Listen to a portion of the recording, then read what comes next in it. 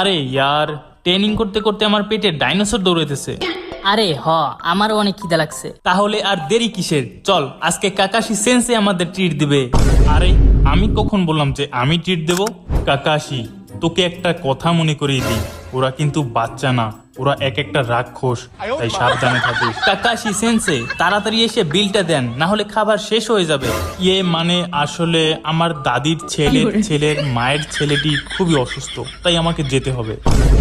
হালাই চুটিয়ে হইলো চালাক আছে, যেই শুনছে টাকা দেওয়া লাগবে অমনি ভাগছে। বাহ, ভালোই হলো। কি বললি? মানে আমি বলতেছিলাম কি, কাকাশি সেন্সে যেহেতু চলে গিয়েছে, তাই তুমি আর আমি একসাথে খেলে। ঠিক আছে, বিল তুই দিবি।